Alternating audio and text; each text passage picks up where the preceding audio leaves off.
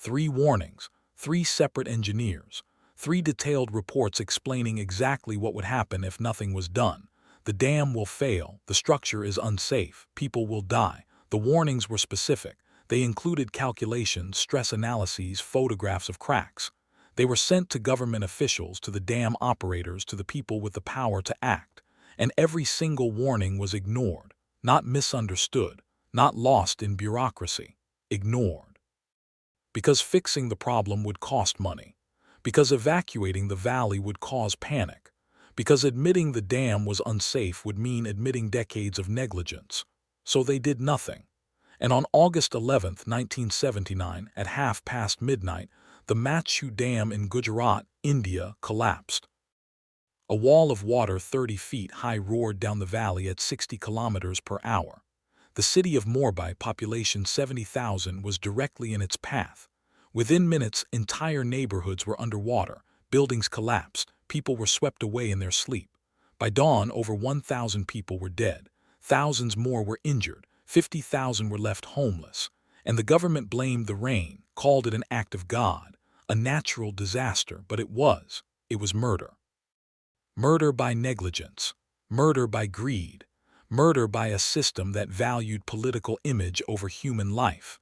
So let's talk about the warnings that were ignored. Let's talk about the people who knew. And let's talk about why, 45 years later, no one has been held accountable. The Machchhu Dam was built in 1955 to provide irrigation and drinking water to the Saurashtra region of Gujarat. It was an earthen dam, constructed by piling earth and clay to form a barrier across the Machchhu River. Earthen dams are common in India. They're cheaper than concrete, easier to build with local materials and labor, but they're also more vulnerable. They require constant maintenance. They're susceptible to erosion, seepage, and structural failure. And the Machchhu Dam had problems from the beginning. The foundation was weak. The soil composition was poor. The spillway, the channel designed to release excess water during floods, was too small. Engineers noted these issues during construction, but the project was already over budget and behind schedule. The problems were documented and then ignored. The dam was completed and filled, and for 20 years it held, barely. By the 1970s, the dam was visibly deteriorating. Cracks appeared in the embankment. Seepage was observed at the base. Erosion was eating away at the downstream face. In 1977, the first formal warning was issued. A team of engineers from the State Irrigation Department inspected the dam and filed a report. The findings were alarming. The spillway was inadequate. During heavy monsoon rains, the reservoir would fill faster than the spillway could release water. Pressure on the dam would increase. The structure could fail. The report recommended immediate action: increase spillway capacity, reinforce the embankment, improve drainage, and develop an emergency evacuation plan for Morbi and downstream villages. The report was sent to the state government, and it was filed away. No action was taken. No budget was allocated. No repairs were made. The officials reasoned that the dam had stood for over 20 years. It would stand for 20 more, and fixing it would require admitting it was unsafe. That would cause public alarm. That would make the government look incompetent, so they stayed silent. In 1978, a second warning came, this time from an independent engineer hired by the Irrigation Department to assess the dam's condition. He spent weeks on site, measuring, testing, analyzing. His report was even more detailed than the first. He identified specific weak points, areas where the soil was saturated and losing cohesion, sections of the embankment that were subsiding. He calculated that if the reservoir reached maximum capacity, the dam would experience overtopping, water flowing over the top of the structure, which would rapidly erode the earthen embankment and trigger catastrophic failure. He recommended reducing the maximum water level in the reservoir, reinforcing the dam crest, and constructing an auxiliary spillway. He also recommended a warning system and evacuation plan for Morbi. The report was explicit. Failure to act will result in loss of life on a massive scale. The report was sent to senior officials in the state capital, Gandhinagar. Again, nothing was done. The engineer was told his concerns were noted, that the matter would be reviewed, that budget constraints made immediate action difficult. He pushed back. He wrote letters. He contacted local politicians, and he was told to stop causing trouble. In early 1979, the third warning came, this time from the dam's own operations staff. Workers at the dam reported that seepage had worsened. Water was flowing through the base of the structure. The downstream face was wet and muddy. Cracks were widening. The staff sent urgent messages to the irrigation department. They requested permission to lower the reservoir level as a precaution. Permission was denied. The reason? The region was facing a drought. Farmers needed the water. Political leaders didn't want to be seen as wasting resources, so the reservoir remained full, and the monsoon season approached. The 1979 monsoon was expected to be heavy. Weather forecasts predicted above-average rainfall, but no preparations were made. No repairs, no reinforcements, no evacuation plans. The people of Morbi had no idea they were living below a failing dam. No warnings were issued, no public announcements. The government maintained the illusion that everything was fine, and the engineers who had warned them watched helplessly as the rainy season began. August 1979 brought torrential rains. The Machchhu River swelled. Water poured into the reservoir faster than the spillway could release it. The water level rose hour by hour, approaching the top of the dam. On August 10th, dam operators sent a desperate message to the irrigation department. The reservoir was nearing capacity, the structure was under extreme stress, and they needed permission to open the spillway gates fully and release water immediately, even if it caused flooding downstream. The response: wait. Do not release water without approval from Gandhinagar. The officials in the capital were concerned about flooding farmland, about political backlash, about being blamed for property damage, so they ordered the dam operators to hold the water, to wait for the rain to stop. The operators obeyed. The water kept rising. By evening, it was lapping at the crest of the dam. The structure was groaning under the pressure. Workers could hear it. They saw water beginning to flow over the top, cutting channels into the earth. They knew what was coming. Some fled. Others stayed at their posts, trying to manage the spillway, trying to prevent the inevitable. At around midnight on August 11th, a section of the embankment gave way. The failure was sudden and catastrophic. A breach 50 meters wide opened in the dam. The entire reservoir, millions of cubic meters of water, funneled through the gap. The force of the water widened the breach within minutes, collapsing more of the structure. A wall of water 30 feet high surged down the valley toward Morbi. The city was 12 kilometers downstream. The water reached it in less than 15 minutes, traveling at over 60 kilometers per hour. There was no warning, no sirens, no evacuation. People were asleep. The first they knew of the disaster was the roar of water smashing through their homes. Entire neighborhoods were obliterated in seconds. Buildings made of brick and mud dissolved. Concrete structures collapsed. Trees were uprooted. Cars and buses were tossed like toys. People were swept away, drowned, crushed under debris. Families were torn apart. Parents lost children. Children lost parents. The water didn't stop. It kept coming, wave after wave, for over an hour as the reservoir emptied. By dawn, a third of Morbi was destroyed. The water had carved a path of devastation through the heart of the city. Bodies were everywhere, in the streets, trapped in collapsed buildings, hanging from trees, floating in the floodwaters that still covered large areas. Survivors wandered in shock, searching for loved ones. The scale of the death and destruction was overwhelming.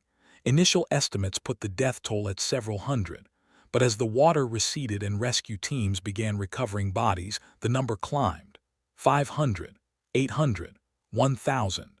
The official death toll was eventually reported as 1,500, though many believe the true number was higher. Entire families were wiped out, leaving no one to report them missing. Migrant workers and homeless people were never counted. The government's official tally was almost certainly an underestimate. The government response was immediate spin control. Within hours, officials were describing the disaster as a natural calamity, an unprecedented monsoon, an act of God. They expressed sympathy for the victims, promised aid and compensation, but they said nothing about the warnings, nothing about the engineering reports, nothing about the decision to keep the reservoir full, nothing about the order to delay releasing water. The narrative was clear. This was a tragedy, but no one was to blame. The rain was to blame. Nature was to blame. And the public, in shock and grief, initially accepted it, but survivors began to ask questions. Why was there no warning? Why was the dam so full during monsoon season? Why were we not evacuated? And slowly the truth began to emerge. Journalists investigated. Engineers spoke out. The reports that had been ignored were leaked to the press, and the story of negligence and ignored warnings became public. The political fallout was significant but ultimately meaningless. Inquiries were launched, committees were formed, reports were written. The findings were damning. The dam had been poorly maintained. The spillway was inadequate. The warnings had been received and ignored. Decisions had been made that prioritized political considerations over public safety. The reports recommended criminal charges against several officials, and then nothing happened. The officials retired or were transferred. No one was prosecuted. No one went to prison. Compensation to victims was minimal and slow. Many families received a few thousand rupees, enough for a funeral, not enough to rebuild a life. The government announced plans to rebuild Morbi, to improve dam safety standards across the state. Some improvements were made, but the pattern of negligence continued. Because no one was held accountable, the system learned nothing. The Machchhu Dam disaster was not an isolated incident. It was part of a pattern of dam failures caused by poor design, inadequate maintenance, and ignored warnings. In 1976, the Teton Dam in Idaho, USA, collapsed during its first filling, killing 11 people and causing hundreds of millions of dollars in damage. Engineers had warned about design flaws. The warnings were dismissed. In 1975, the Machchhu Dam in China failed during a typhoon, killing an estimated 26,000 people immediately and 145,000 in the subsequent famine and epidemics. The dam had been designed to withstand a 1-in-1,000-year flood. The typhoon exceeded that, but maintenance had been deferred, safety features had been disabled, and warnings about the dam's condition had been ignored. In 2009, the Situ Jintung Dam in Indonesia collapsed, killing almost 100 people. The dam had not been inspected in years. In 2019, the Brumadinho Dam in Brazil failed, killing 270 people. Engineers had identified stability problems. Mining companies ignored them. The pattern is always the same. Dams are built, time passes, maintenance is deferred because it's expensive, problems develop, engineers notice and report them. The reports are filed away because fixing the problems would cost money, cause disruption, or admit liability. Warnings are repeated and ignored until the dam fails. And then there's shock and grief and investigations and promises, and the cycle repeats because the people making the decisions are never the ones who die. The officials who ignored the warnings about Machchhu Dam didn't live in Morbi. They were safe in Gundanagar, over 200 kilometers away. The executives who ignore dam safety reports don't live downstream. They're insulated by wealth, geography, and power. And when the dam fails, they express regret. They promise reviews. And they face no consequences. Why does this keep happening? Because the cost-benefit analysis is broken. Fixing a dam costs money now. The benefit, preventing a disaster, is theoretical and in the future. Politicians and executives discount future risks. They focus on quarterly profits, election cycles, annual budgets. Spending millions to prevent a disaster that might never happen is a hard sell. Especially when you can just cross your fingers, hope for the best, and blame God if something goes wrong.